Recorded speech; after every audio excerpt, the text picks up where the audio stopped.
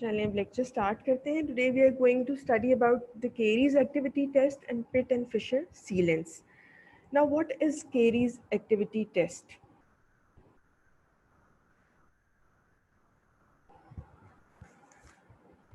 Caries activity test क्या होता है? इसके लिए पहले हम समझ लेते हैं कि केरीज एक्टिविटी क्या होती है. Caries activity is basically the process in which we see how the caries spread over time. It refers to the increment of active lesions, new or recurrent, over a stated period of time. It is the measure of speed of progression of carious lesion. Basically, caries activity क्या होती है? It is the time period or the speed of the progression of caries.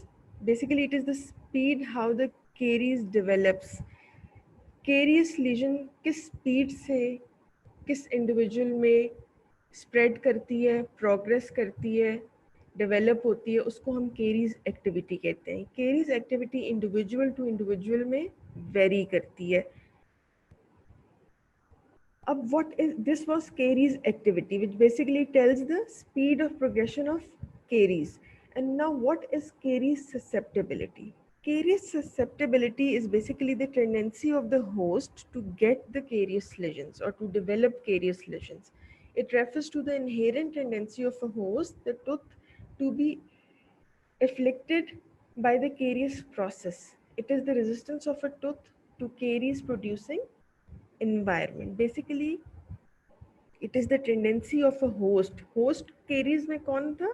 Tooth host था. Tooth में caries develop होती थी. Tooth is the host. Basically ये tendency है host की या किसी भी टीथ की कि वो कितनी जल्दी केरीज स्प्रेड स्पीड अप करता है उसका प्रोसेस, या कितनी जल्दी केरीज डेवलप करता है. It is the susceptibility, the tendency to develop caries. And caries activity is the speed of progression of carious lesion, कि वो किस स्पीड से डेवलप हो रही है और प्रोग्रेस कर रही है. अब हमें ये पता चल गया कि केरीज एक्टिविटी क्या है और केरीज ससेप्टेबिलिटी क्या है. अब what is caries activity test?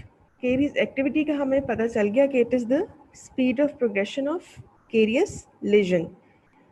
Now the caries activity test is the test which tells us the state of caries activity. ये वो टेस्ट है जो हमें बताता है कि केरीज एक्टिविटी की क्या स्टेट है, वो किस स्पीड से डेवलप हो रही है या किस होस्ट में कितने चांसेस हैं केरीज डेवलप होने के. ये हमें केरीज एक्टिविटी टेस्ट बताता है. Caries is a multifactorial disease which has many contributing factors which can be grouped into microorganisms, tooth and saliva, and remineralization capacity. अब ये हमें पता है कि केरियस एक मल्टीफैक्टोरियल डिजीज है. डिफरेंट फैक्टर्स हैं जो केरियस को इफेक्ट करते हैं. लेकिन हमने एपिडेमियोलॉजिकल ट्रायड में पढ़ा था कि एजेंट होस्ट इन्वायरमेंट होता है. Caries activity test mainly focus करता है एजेंट पे और होस्ट पे. हमारा केरीज में एजेंट क्या था? Streptococcus mutans. It was our agent. Micro organism Streptococcus mutans हमारी केरीज कॉज कर रहा था. It was the agent. और हमारा होस्ट क्या था केरीज में? Tooth and saliva. होस्ट वो होता है जो जिसमें डिजीज प्रोसेस इनिशिएट होता है. So the tooth and saliva was the host. So हम केरीज एक्टिविटी टेस्ट में मेनली टूथ और सलाइवा को माइंड में रखेंगे. ये एक्टिविटी टेस्ट दो चीज़ों पे फोकस करता है. एक माइक्रोबियल एक्टिविटी में जो माइक्रोफ्लोरा होता है उसकी एक्टिविटी पे डिपेंड करता है, और दूसरा सलाइवा की एक्टिविटी पे डिपेंड करता है. हमने दो चीज़ों की एक्टिविटी देखनी है केरीज एक्टिविटी टेस्ट में, माइक्रो ऑर्गेनिजम्स की और सलाइवा की. सलाइवा में we need a good defence mechanism to resist caries. अगर सलाइवरी मैकेनिज्म, डिफेंस मैकेनिज्म हमारे होस्ट का स्ट्रॉन्ग होगा, केरीज को रेजिस्ट करेगा, क्योंकि सलाइवा में बाइकार्बोनेट्स होते हैं जिनका बफरिंग एक्शन होता है. केरीज प्रोसेस होता है क्या है? बेसिकली केरीज प्रोसेस में आप लोगों को पता है कि प्लाक में जो बैक्टीरिया होते हैं, micro organisms, in the presence of carbohydrate they produce acid. the acid which they produce causes the demineralization of the tooth. जब demineralization होगी, incipient caries, initial caries develop होंगी, which will further progress and create a cavitated lesion or create or develop caries. अब हमें process समझ आ गया कि हमारी caries develop होने का प्रोसेस क्या है कि bacteria in the presence of carbohydrate will produce acid and this acid will cause the demineralization or the development of carious lesion. अब हमारा सलाइवा क्या करता है कि सलाइवा में बाइकार्बोनेट्स होते हैं. अगर सलाइवा में बाइकार्बोनेट ज़्यादा होंगे तो उसका बफरिंग एक्शन होगा एसिड पे. एसिड कि जब एसिडिटी कम होगी in the presence of bicarbonates तो हमारी केरीज कम होंगी. इसी तरह सलाइवा में लाइजोजाइम्स होते हैं. लाइजोजाइम्स बैक्टीरियल सेल वॉल को ब्रेक करते हैं. जब बैक्टीरियल सेल वॉल ब्रेक होगी they will decrease the amount of acid production which will again cause or resist caries. ये हमारे पास सलाइवा के डिफेंस मैकेनिज्म थे. अब हमने देख लिया कि हमने केरीज एक्टिविटी टेस्ट में सलाइवा को चेक करना है कि सलाइवा के डिफेंस मैकेनिज्म कैसे हैं, सलाइवा की कॉम्पोजिशन क्या है, सलाइवरी फ्लो क्या है. उससे पता चलेगा कि हमारी केरीज एक्टिविटी की क्या स्टेट है, केरीज प्रोग्रेशन की क्या स्टेट है एक इंडिविजुअल में. ये सलाइवरी केरीज एक्टिविटी टेस्ट एक सलाइवरी डिफेंस मैकेनिज्म को एवेल्युएट करती है. दूसरा वो माइक्रो ऑर्गेनिजम्स कॉजिंग केरीज उनको चेक करती है कि जो माइक्रो ऑर्गेनिजम्स हैं कितने लेवल में होस्ट में है. उससे आइडिया होगा कि वो केरीज को कितना रेजिस्ट करेंगे. अगर माइक्रो ऑर्गेनिज्म ज़्यादा होंगे, ज़्यादा एसिड प्रोडक्शन होगी, केरीज ज़्यादा होंगी. माइक्रो ऑर्गेनिजम्स कम होंगे, लेस एसिड प्रोडक्शन होगी, लेस केरीज होंगी. तो अब हमें ये पता चल गया कि caries activity test basically tells us the state of caries activity. And how will we assess the caries activity? We have two main mechanism of actions. We'll check the microbial test, and the second test which we are going to do, we are going to check the salivary defense mechanism. ये दो test हम करेंगे. इससे हमें पता चलेगा कि caries activity individual में या होस्ट में कैसी है.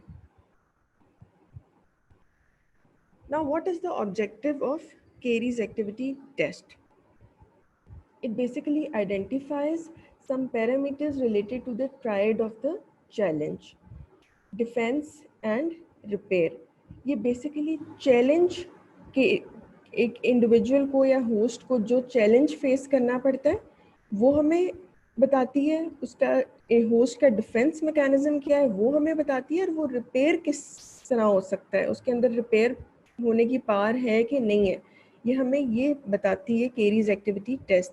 That will indicate impending or existent caries activity or inactivity. Basically, caries activity test का objective ये है कि हमें ये बताएगी कि host का challenge क्या है, उसका defense mechanism क्या है, उसके अंदर repair होने की power क्या है.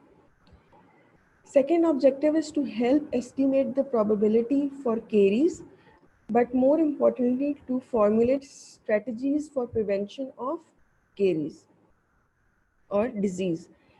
वही हमें बताएगी, केरीज की प्रोबेबिलिटी बताएगी कि चांसेस कितने होस्ट में केरीज डेवलप होने के. जितने चांसेस होंगे उसके अकॉर्डिंगली हम प्रिवेंशन स्ट्रेटजीज फॉर्मुलेट करेंगे to prevent caries. So these were the objective of caries activity test. Now what should be the criteria of caries activity test? Like other test, it has the same criteria like all other tests we have studied. The test should be reproducible. हम जब बार बार ये test repeat करेंगे same result आना चाहिए. The test should be valid होना चाहिए. It should be for, अगर caries activity test है तो केरीज की एक्टिविटी को डिटर्मिन करें. The test should be simple and inexpensive to perform. The test should be non-invasive, easy to evaluate and applicable to any clinical setting. Test non invasive होना चाहिए. कोई इसमें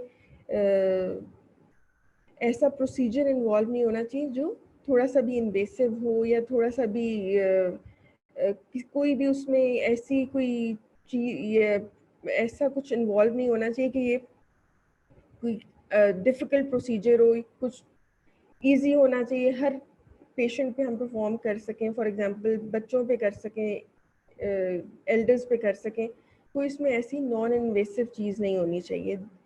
There should be a minimal occurrence of false responses. False report हमारे पास नहीं आनी चाहिए. False positive जिस तरह हम कहते हैं कि कुछ लोगों में केरीज एक्टिविटी नॉर्मल हो लेकिन वो ये ना इंडिकेट करे कि इसमें ज़्यादा है और कोई प्रिवेंटिव या कोई फर्दर स्ट्रेटजीज की ज़रूरत है. So these were the criteria of Carey's activity test. Now, what are the advantages of Carey's activity test? The identification of the individuals with higher probability of developing caries. पहले तो हमने identify कर लिया उन individuals को जिनमें ज़्यादा chances हैं केरीज होने के. Secondly, it comprises of intensive, effective primary preventive measures designed to arrest and to reverse the disease process before the irreversible point of the caries has been reached. जब हमें पहले ही identify कर लेंगे कि caries activity test है या कोई individual susceptible है केरीज के लिए, तो हम पहले कोई प्रिवेंटिव मेजर्स ले लेंगे. प्राइमरी प्रिवेंटिव मेजर्स हम ऐसे ले लेंगे कि हम केरियस प्रोसेस अगर स्टार्ट हो चुका है तो हम उसको अरेस्ट कर लेंगे, या वो ऐसी स्टेट में हम उसको चेक कर लेंगे कि वो रिवर्स हो सके, या फिर अगर ससेप्टेबिलिटी ज़्यादा है, केरियस प्रोसेस स्टार्ट नहीं हुआ, तो हम उसको प्रिवेंट कर लेंगे. Thirdly, it provides a patient and individual preventive program to be implemented before extensive dental restoration procedures are accomplished. हम पहले ही ऐसे प्रोग्राम्स इनिशिएट कर लेंगे या डेवलप कर लेंगे पेशेंट के लिए अगर उसमें ससेप्टेबिलिटी है कि उसको फर्दर आगे extensive procedures for example filling या रूट कैनाल्स या एक्सट्रैक्शंस इनकी तरफ ना जाना पड़े, पहले कोई ऐसा प्रिवेंटिव स्ट्रेटजी ले लेंगे. It helps to screen large segments of population such as school children and to understand the caries process better. Screening programmes में यूज़ होता है, बेसिकली स्कूल चिल्ड्रन में ज़्यादा यूज़ होता है क्योंकि उनमें हम पहले ही देख लेते हैं कि केरीज एक्टिविटी कैसी है, so that we can further provide some preventive strategy for the prevention of dental caries. तो बेसिकली स्क्रीनिंग के लिए यूज़ होता है, इससे केरीज प्रोसेस ईजिली अंडरस्टैंड कर लेते हैं, प्रिवेंटिव मेजर्स ले लेते हैं. केरीज एक्टिविटी टेस्ट के लिए इंडिविजुअल्स रिकग्नाइज कर लेते हैं जिसमें केरीज एक्टिविटी ज़्यादा है या they are more prone to develop caries, उनको आइडेंटिफाई करके पहले से ही प्रिवेंटिव मेजर्स ले लेते हैं. या फॉर एग्जांपल अगर केरीज डेवलप हो चुकी है तो उसको रिस्टोर कर लेते हैं ताकि वो फर्दर आगे या उसको रिस्टोर करेंगे या हम उसको अरेस्ट कर लेंगे उसी जगह पे, सो दैट वो फर्दर आगे डिस्ट्रक्शन ना करें. Now these are the types of caries activity test. आप लोगों के लेवल पे सिर्फ ये नाम आप लोगों को पता होने चाहिए कि केरीज एक्टिविटी टेस्ट कौन कौन से टाइप्स का होता है. So the caries activity test वही मैंने आपको बताया था, बेसिकली मेन 2 टाइप्स होती हैं, एक माइक्रोबियल टेस्ट होते हैं और एक सलाइवरी डिफेंस मैकेनिज्म को टेस्ट करने के लिए केरीज एक्टिविटी टेस्ट होते हैं. 2 टाइप के टेस्ट होते हैं, उसमें फर्दर आगे ये टेस्ट हैं जिसमें लैक्टोबैसिलाई कॉलोनी काउंट टेस्ट है, स्नाइडर्स टेस्ट है, एल्बन्स टेस्ट है, सलाइवरी बफर कैपेसिटी टेस्ट है, enamel solubility test, salivary reductase test, and streptococcus mutans levels in saliva. So these are the 7 tests. You should be knowing the names of these tests. Anything not clear in Carey's activity test?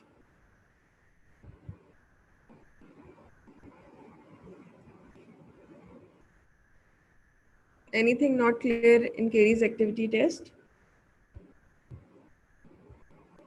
आप लोग chat में साथ साथ response दिया करें.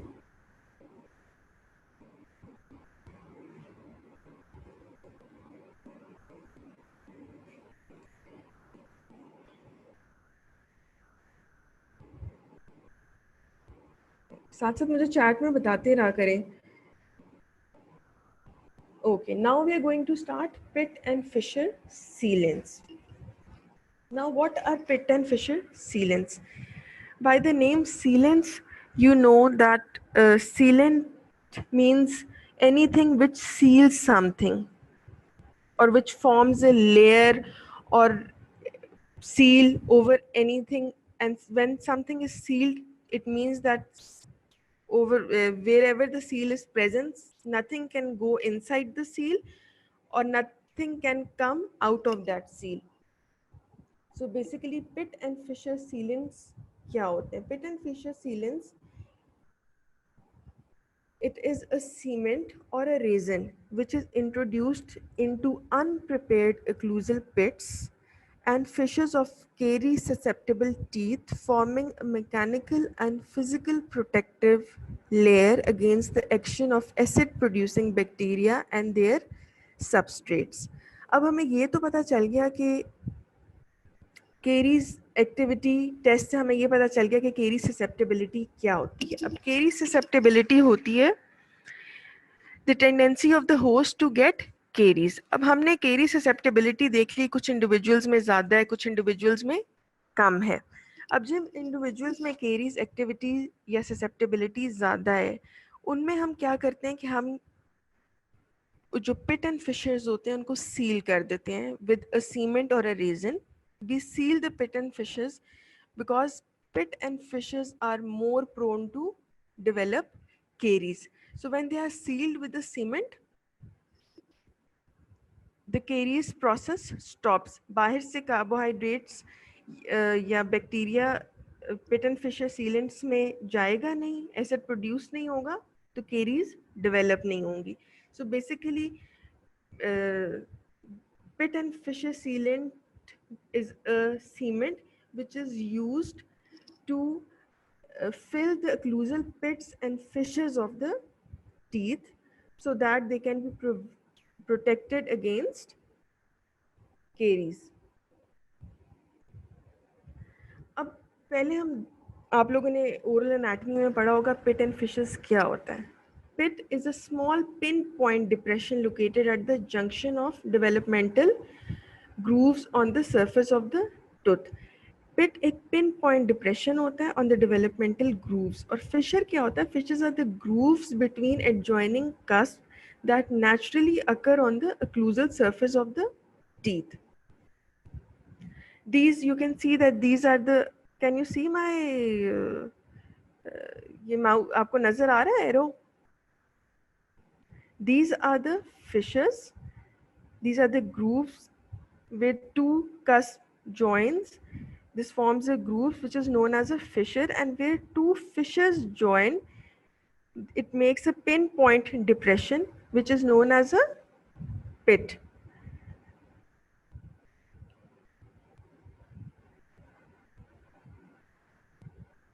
ठीक है? So these are the grooves which are the fissures, and these are the pits which are the these are the pinpoint depressions which are the pits.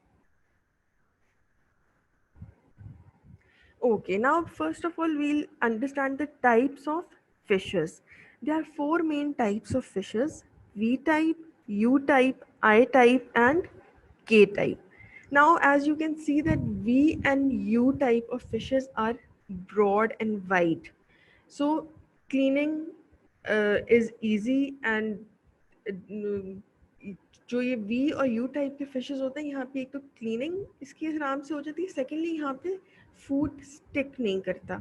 Whereas I and K type are very constricted fishes. Over here the food is also food also gets stuck, and cleaning of these fishes is difficult. So cleaning of V and U type fishes are comparatively easy, so we can clean them easily, so they are less susceptible to caries. Over here cleaning is difficult, so they are more susceptible to caries. So the types of pit and fissure varies from individual to individuals. एक individual में different types की पिट and fishes भी हो सकते हैं, और किसी individual में एक टाइप के भी हो सकते हैं. So it varies from individual to individual. So these are four main types of fishes: V, U, I, and K. These two, I and K, are more prone to caries, whereas these are less prone to caries. Okay. Now the indications of pit fishes. किन लोगों में हम pit fishes sealants use करते हैं? First of all, a deep occlusal fissure, fossa or lingual pit. पहले तो deep occlusal fissure होगा और लिंगुअल पिट होगी. जब डीप होगा तो वहाँ पे ज़्यादा फूड स्टिक होगा, प्लैक डेपोजिशन ज़्यादा होगी, क्लीनिंग डिफ़िकल्ट होगी, इसलिए वहाँ पे केरीज के चांसेस ज़्यादा होंगे. So a deep occlusal fissure, fossa और lingual pit, no radiographic clinical evidence of proximal caries. अच्छा, अब जब केरीज लग गई हैं और प्रॉक्सिमल केरीज प्रेजेंट है, वहाँ भी हम यूज़ नहीं करेंगे, क्योंकि अब केरीज लग गई हैं, अब वो आगे उसमें फिलिंग मटेरियल जाएगा, पिट एंड फिशर सीलेंट्स नहीं जाएंगे.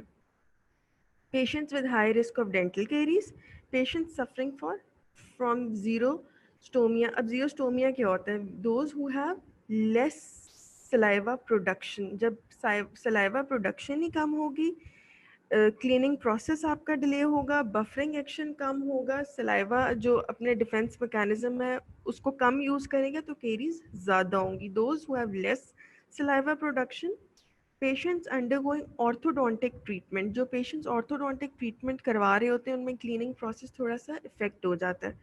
सो उनमें pit and fissure sealants apply कर दिए जाते हैं ताकि उनमें केरीज डेवलप ना हो. Stained pit and fissures. Stained pit and fissures, अगर स्टेन है, स्टेनिंग कब होती है? स्टेनिंग तभी होती है जब कोई जगह प्रॉपर क्लीन नहीं हो रही होती, वहाँ पे स्टेनिंग होनी शुरू हो जाती है, इसलिए स्टेनिंग पिट एंड फिशर में भी यूज़ होगी. कॉन्ट्रा इंडिकेशंस क्या होते हैं? अब हमने इंडिकेशन सारी पढ़ ली हैं, अब कॉन्ट्रा इंडिकेशंस क्या होंगी? Patients behaviour does not permit use of adequate dry field technique through out the procedure. एक तो पेशेंट का बिहेवियर ऐसा है कि वो नहीं यूज़ करने दे रहा, वो ड्राई इन्वायरमेंट ही नहीं ओरल कैविटी की रहने दे रहा कि pit and fissure sealants apply हो सकें. Radiographically evidence of proximal caries. जहाँ प्रॉक्सिमल केरीज होंगी, इसमें हमने पढ़ा था no radiographic clinical evidence of proximal caries. Proximal caries नहीं है तो हम pit and fissure sealants apply कर सकते हैं. प्रॉक्सिमल केरीज है तो हम नहीं अप्लाई कर सकते हैं, वहाँ पे फिलिंग मटेरियल जाएगा. Open occlusal carious lesion. कोई भी केरियस लेजन है, जब लेजन आ गया तो हमने उसकी ट्रीटमेंट करनी है, उसमें pit and fissure sealants apply नहीं होंगे. Basically pit and fissure sealants is a preventive procedure. It is use to prevent caries. Caries exist on the surface of the same tooth. वही वो आ गया प्रॉक्सिमल साइड पे या occlusal side पे, जब caries है तो हम pit and fissure sealants use नहीं करेंगे. A large occlusal restoration is already present. कोई भी और रेस्टोरेशन फिलिंग मटेरियल प्रेजेंट है, उस केस में भी हम नहीं यूज़ करते. Now the classification. अच्छा, ये क्लासिफिकेशन आप लोग नोट कर लें, या फिर मैं उमैद से स्लाइड शेयर कर दूंगी. ये आपकी बुक में नहीं दी हुई, लेकिन आप लोगों ने ये याद करनी है.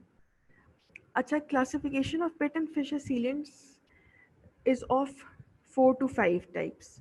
The first type is on the basis of polymerization method. Polymerization क्या होता है? When monomers means a single unit of any material, a single कह लें एक कोई भी मटेरियल का एक मॉलिक्यूल कह लें. Monomer is one molecule. Monomer polymerize करता है, मल्टीप्लाई करता है, पॉलीमराइजेशन होती है मोनोमर की in the presence of any catalyst.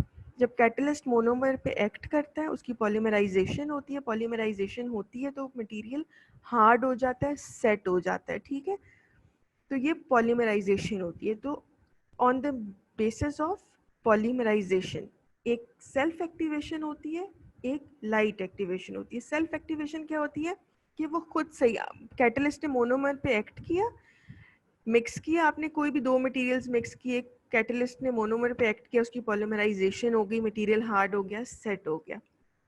एक लाइट एक्टिवेशन होती है. लाइट एक्टिवेशन में कैटलिस्ट कौन सा यूज होता है?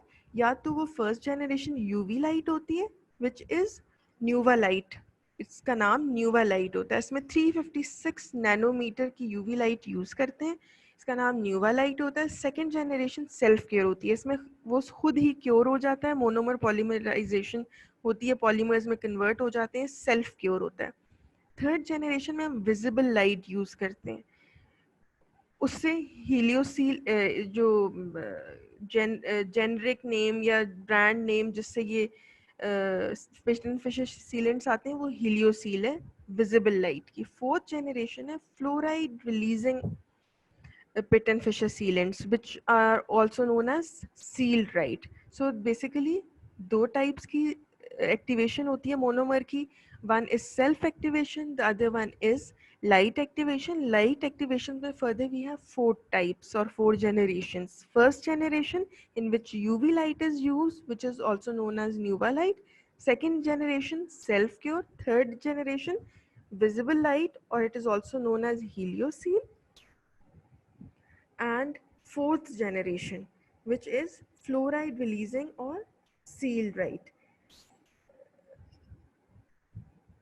UV light में we use 356 nanometer light, and in visible light we use 430 to 490 nanometer of wavelength of light. Basically ये wavelengths use होती हैं, जो light की wavelength होती है, wavelength as a catalyst act करती है और वो पॉलीमराइजेशन कराती है। तो इसमें 356 नैनोमीटर, विजिबल लाइट में 430 to 490 nanometre of wavelength is used. Second classification is on the basis of filler content.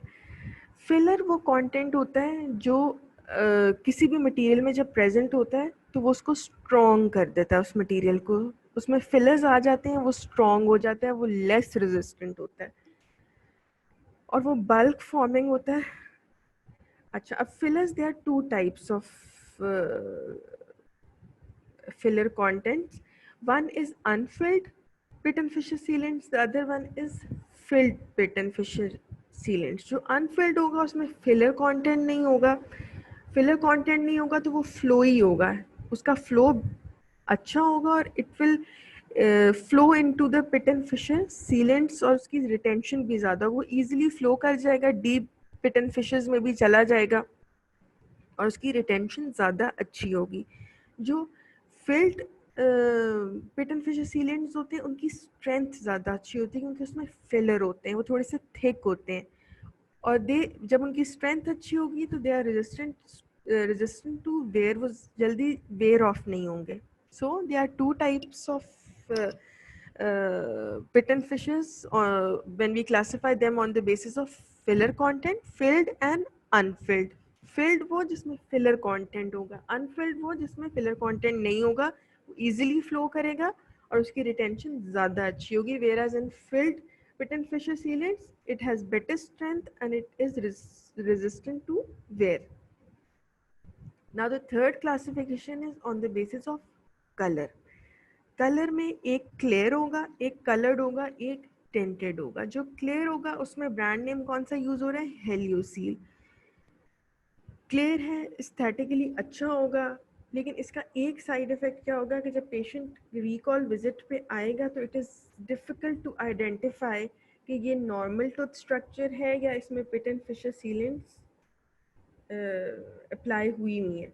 So it is difficult to identify on any recall visit, but it is aesthetically good. Now the colored pit and fissure sealants, they are easily to identify on the recall appointment, but they are non-aesthetic. ज़ाहिर है colored होगा तो molars पे नज़र आएगा। Tinted basically opaque होता है, इसको हम differentiate कर लेते हैं। So now on the basis of chemical structure, अब सारे जो पिट एंड फिशर सीलेंट्स हैं इनका, हर पिट एंड फिशर सीलेंट का डिफरेंट केमिकल स्ट्रक्चर होता है। इसमें we have 4 different types of chemical structures. One is MMA, which is methyl methacrylate. Second is TEGDM, that is triethylene glycol dimethacrylate. Third one is BPD, which is bisphenol dimethacrylate. Fourth one is bis-GMA, which is bisphenols A glycidyl methyl acrylate. Nowadays we use bis-GMA. This is the material of choice. So हमने ये classification पढ़ ली. First one was on the basis of polymerization method. Second one was on the basis of filler content. Third one was on the basis of color. And fourth one was on the basis of chemical structure. इसमें further भी एक classification आ जाती है जो आपकी book में दी हुई है, वो बहुत सिंपल है. आप लोगों को ये प्रॉपर क्लासिफिकेशन आनी चाहिए, which is on the basis of material. एक रेजन सीलेंट्स होते हैं, एक ग्लास आइनोमर सीलेंट्स होते हैं. So these are the main two types of sealants. अब इसमें फर्दर जो प्लास्टिक्स यूज होते हैं, the kind of plastics that have been used in sealants are polyurethanes, cyanoacrylates, and bisphenols A glycidyl methyl acrylates, which is bis-GMA. These are the three main types of plastics used in the sealants. Polyurethanes are the plastics which were used initially. They were among the first to appear on the commercial markets. They proved to be too soft and totally disintegrated in the mouth after 2 to 3 months. ये बहुत soft होते थे, इनकी retention भी अच्छी नहीं होती थी. 2 से 3 महीने के बाद ये डिसॉल्व हो जाते थे, डिसइंटीग्रेट हो जाते थे, निकल जाते थे खुद ही. Despite this problem, their use was continued for a period of time, not as a sealant but as a vehicle with which to apply fluoride to the teeth. The function has been suppressed by the use of fluoride varnishes, which are easier to apply. अच्छा, ये initially use होते थे, अब ये use नहीं होते. इसका क्या मेन डिसएडवांटेज था कि ये 2 to 3 मंथ्स बाद डिसइंटीग्रेट हो जाते थे, डिसॉल्व हो जाते थे, मुंह में निकल जाते थे. लेकिन ये हम यूज़ किस लिए करते थे? यूज़ इसलिए करते थे क्योंकि इसमें फ्लोराइड होती थी. जब इनिशियली फ्लोराइड वार्निशेस और जेल्स का कॉन्सेप्ट नहीं था, तो हम ये यूज़ करते थे as a preventive method to prevent caries. जब फ्लोराइड वार्निशेस आ गई, जेल्स आ गई, तो हमने ये यूज़ करना छोड़ दिया. तो initially polyurethanes were used. Second plastic is cyanoacrylates. They have also been tried as sealants, but they also disintegrate after a slightly longer period of time. उसके बाद दूसरे जो हमने यूज़ किए वो cyanoacrylates थे, वो भी डिसॉल्व हो जाते थे, अब ये भी यूज़ नहीं होते. Now the fourth type of plastics which were used, third type of plastics which is still used is the bis-GMA, which is bipheноls A glycidyl methyl acrylate. They are now used. It is a mixture of bis-GMA and methyl methacrylate. Some of the first commercial products. आजकल the choice of Pitt and Fisher sealants is bis-GMA. Basically, it is a mixture of bis-GMA and methyl methacrylate. White colour का होता है. Dalton एक brand है जो clear और tinted होता है. कंसाइज एक ब्रांड है जो वाइट कलर का होता है. हेलियोसील एक ब्रांड है जो वाइट कलर का होता है. नोवासील भी एक ब्रांड है. ये इसके 4 ब्रांड नेम्स हैं. कंसाइज वाइट कलर का, हेलियोसील वाइट कलर का, और Delton clear and tinted, and Novaseal is the other type. Now the polymerisation of sealants. Polymerisation मैंने आपको बता दी है कि पॉलीमराइजेशन बेसिकली क्या होता है कि when monomers are single molecules which are used for, जब उन पे कोई भी कैटलिस्ट एक्ट करता है तो वो पॉलीमराइजेशन मैकेनिज्म इनिशिएट होता है. वो पॉलीमर्स में कन्वर्ट होते हैं, विच इज़ मल्टीपल पॉलीमर्स. क्या होता है, उसमें मल्टीपल मोनोमर्स होते हैं. और इस पॉलीमराइजेशन प्रोसेस को एक्टिवेट क्या करता है? कोई भी कैटलिस्ट एक्टिवेट करता है पॉलीमराइजेशन प्रोसेस को. So the liquid plastic is called the monomer. When acted upon by the catalyst, repeating chemical bonds begin to form, increasing in number and complexity as the hardening process polymerization proceeds. Finally, the resultant hard product is known as a polymer. Two methods have been employed to catalyze polymerization: light cure method and self cure method. ये हम पहले ही पढ़ चुके हैं. मैंने आपको पूरा ये समझा दिया है कि मोनोमर्स पे जब कैटलिस्ट एक्ट करता है, केमिकल बॉन्ड्स बनते हैं, they convert into polymers. This process is known as polymerization. Whenever polymerization occurs, the material gets hard. जब ये पॉलीमराइजेशन हो जाती है, कैटलिस्ट कौन कौन से एक्ट करते हैं? कैटलिस्ट हमने देख लिए थे कि हमारे पास कुछ सेल्फ क्योर मेथड है, कुछ लाइट क्योर मेथड है. लाइट क्योर मेथड में मैंने आपको बता दिया था कि यूवी लाइट्स हैं, विजिबल लाइट्स हैं. सेल्फ क्योर में खुद ही कैटलिस्ट कोई मटेरियल होगा या कोई भी लिक्विड होगा जिसको हम ऐड करेंगे मटेरियल में और वो क्योर हो जाएगा. So now the light cure method. Light curing is done by use of either an ultraviolet और विजिबल ब्लू लाइट. ये मैंने आपको पहले भी बता दिया था, कोई भी अल्ट्रावायलेट या विजिबल ब्लू लाइट हम यूज करेंगे लाइट क्योर मेथड में. The light emitting device consists of a high intensity white light blue filter to produce the desired blue color, usually between 400 to 500 nanometers, and light conducting with a light conducting rod. आप लोगों ने कभी composite filling कराई है? आप लोगों ने देखा होगा कि जब कंपोजिट फिलिंग होती है तो उसको बाद में क्योर करते हैं. जब क्योर करते हैं तो वो हार्ड हो जाती है. पहले वो सॉफ्ट सा मटेरियल आपके माउथ में होता है, जब उसको क्योर करते हैं वो हार्ड मटेरियल बन जाता है और वो सेट हो जाता है.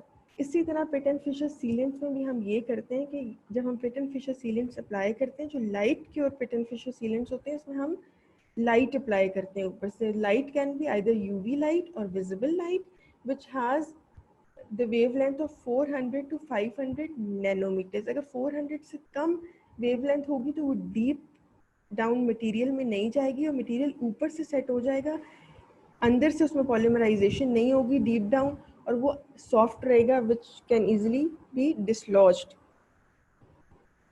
फोटो क्योर्ड और लाइट क्योर्ड सीलेंट्स के एडवांटेजेस और डिसएडवांटेजेस क्या हैं? So the advantages of photo cured sealants are that the operator can initiate polymerization at any suitable time. No mixing is required. Polymerization time is shorter and higher compressive strength and smooth finishing इसकी होती है.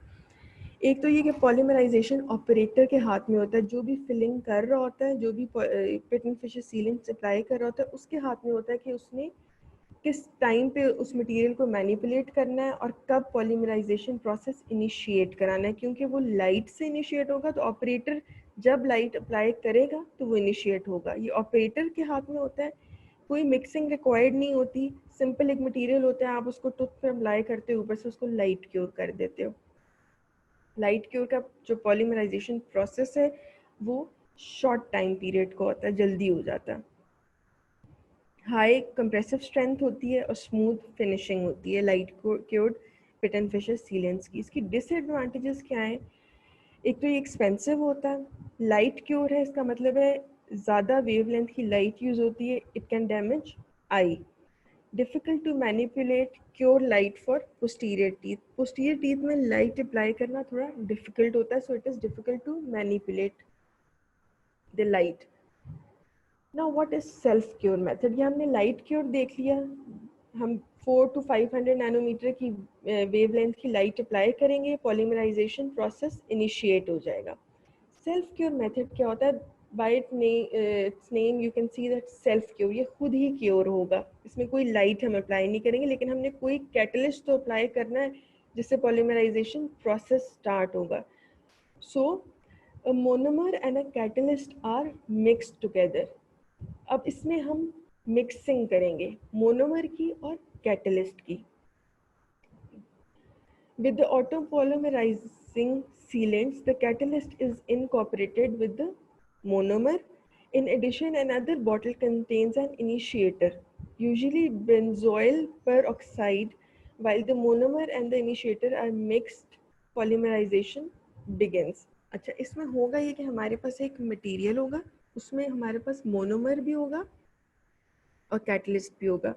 Monomer और catalyst को हम mix करके tooth पे apply करेंगे और उसके ऊपर से कोई इनिशिएटर हम अप्लाई करेंगे. अब इनिशिएटर कुछ भी हो सकता है, बेंजोइल पर ऑक्साइड मेनली यूज होता है. वो इनिशिएट करेगा पॉलीमराइजेशन प्रोसेस को और हार्डनिंग हो जाएगी मटेरियल की.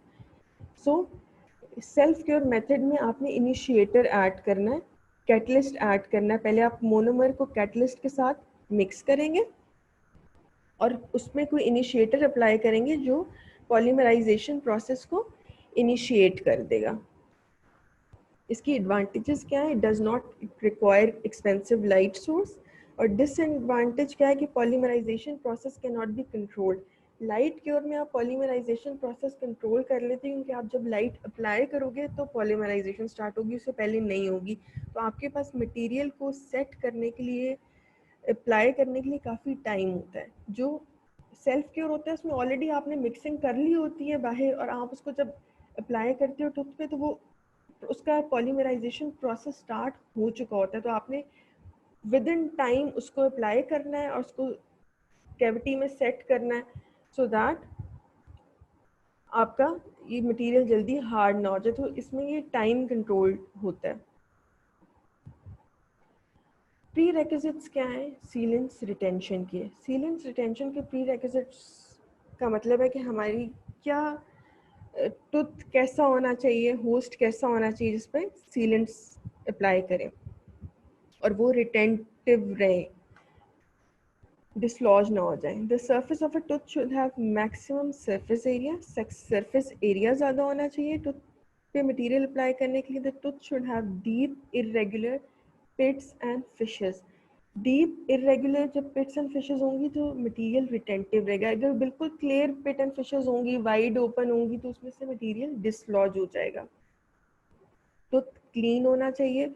टूथ क्लीन होगा तो उसमें अच्छी रिटेंटिव फीचर्स आएंगे. अगर टूथ के ऊपर ऑलरेडी कुछ प्रेजेंट है, प्लैक प्रेजेंट है या सलाइवा प्रेजेंट है तो वो रिटेंटिव पास ख़त्म हो जाएंगी मटेरियल की. Tooth should be absolutely dry at the time of sealant placement. The tooth should be dry. Saliva control करके रखना है आपने. The tooth surface should be uncontaminated with saliva. वही बात है कि आपने उसको कंटामिनेट नहीं होना देना चाहिए. अब ये प्री रेक्विजिट्स थे. एक तो मैक्सिमम सरफेस एरिया होना चाहिए, डीप इरेगुलर पैटर्न फिशेस होने चाहिए, टूथ क्लीन होना चाहिए और ड्राई होना चाहिए. नाउ द प्रोसेस और the procedure of the application of pit and fissure sealants. अब हम इसमें मेनली 4 स्टेप्स होते हैं. First step is to clean the surface of the tooth. Second step is to dry the surface of the tooth. Third step is to prepare the tooth surface for sealant application. And fourth step is the application of sealant. So now ये आपने देख लिया कि first step है हमने clean किया tooth. Clean हम कैसे करेंगे? हम पॉलिशिंग करेंगे, क्लीनिंग करेंगे, प्रॉपर प्लैक रिमूव करेंगे. क्लीन किया, फिर हमने उसमें एचेंट अप्लाई किया. एचेंट अप्लाई करके हमने एचेंट को वॉश किया और क्लीन किया. उसको क्लीन करके हमने ड्राई किया. हमने सीलेंट अप्लाई किया. सीलेंट अप्लाई करने के बाद हमने उसको लाइट क्योर कर लिया. ठीक है. So these are the main procedure for the application और the of pit and fisher sealants. Cleaning, apply the etchant, then we wash the etchant, clean it, dry it, apply the sealant, and we cure it for 20 seconds. First of all, surface cleaning of the tooth. The tooth cleaning is done through pumice and water.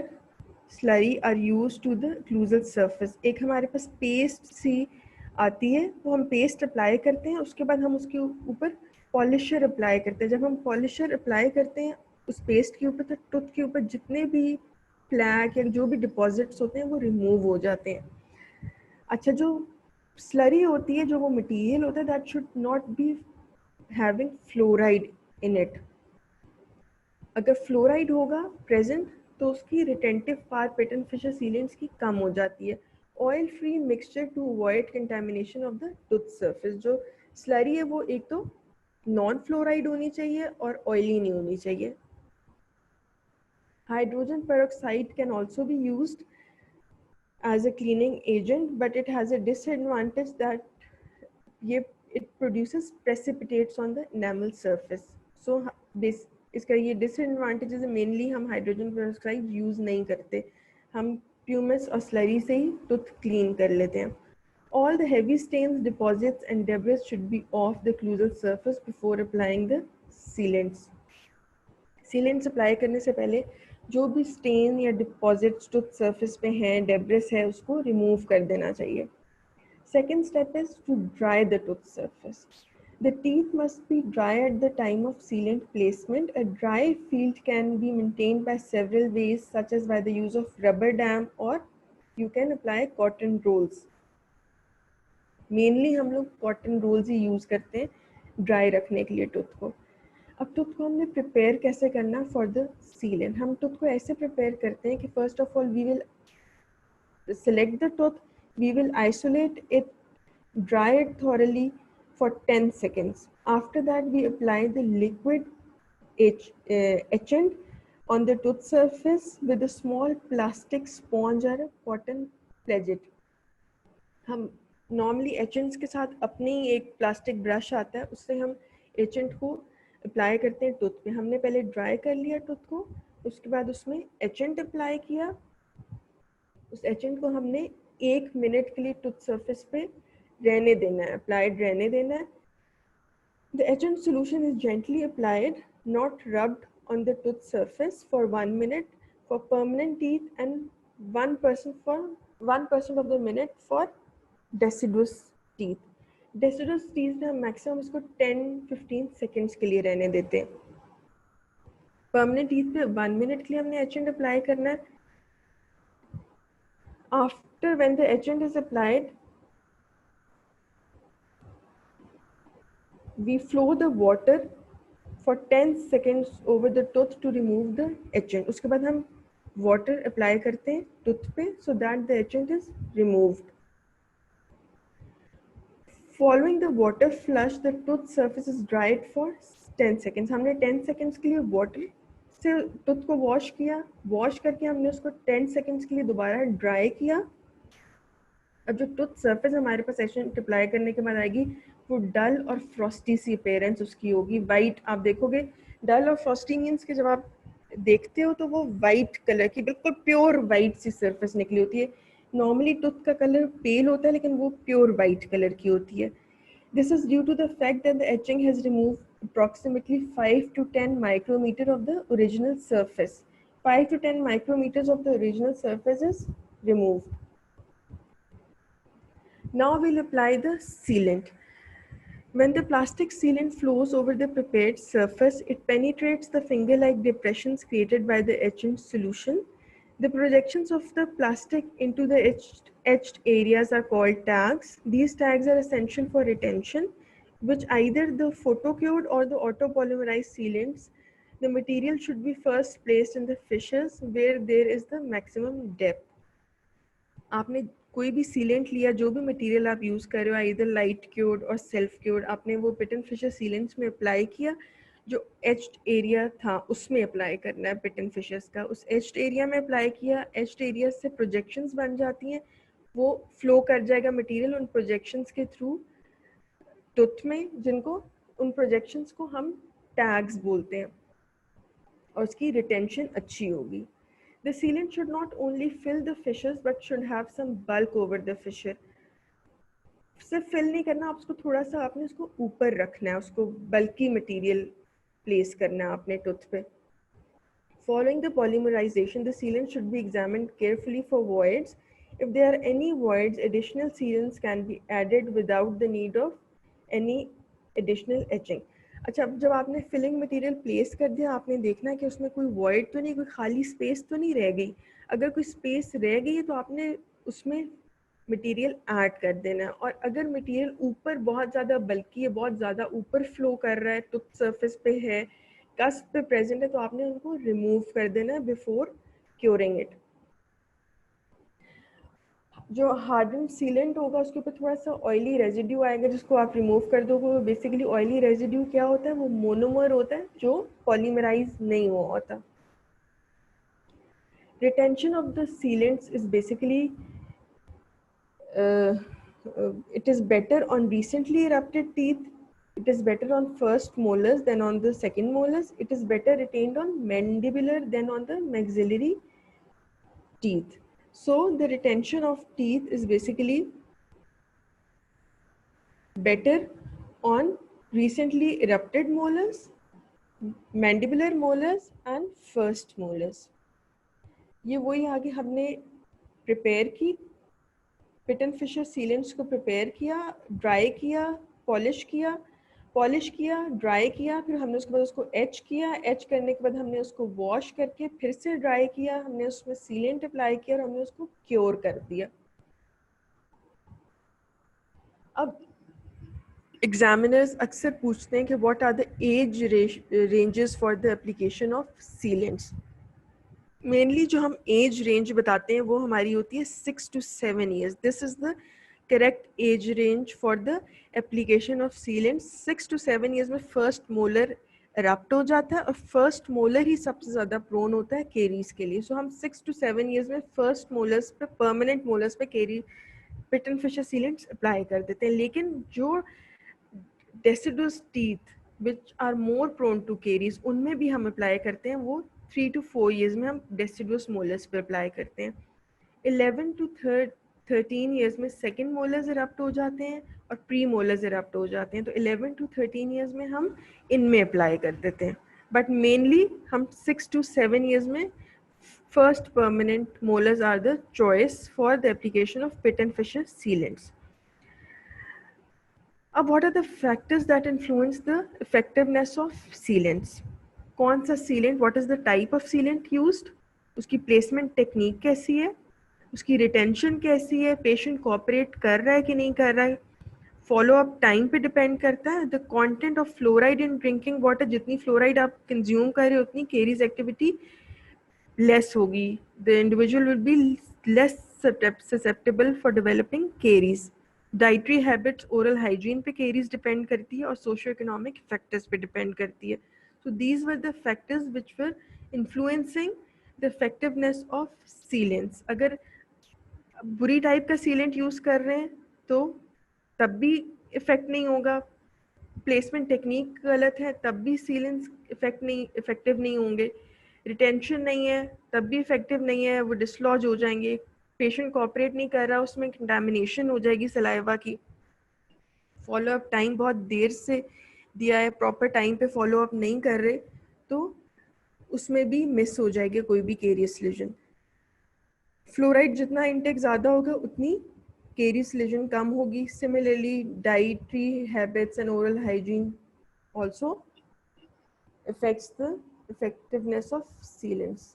So this was all about today's lecture. कोई चीज़ clear ना हो तो मुझे बता दें।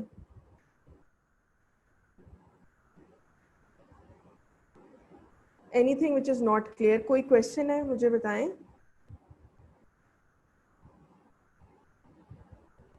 Any question?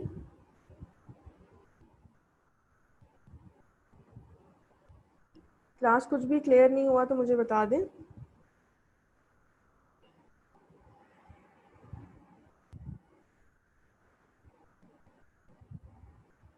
Pit and fissure sealants बहुत important question topic है, आप लोगों ने अच्छी तरह इसको ना पढ़ लेना है।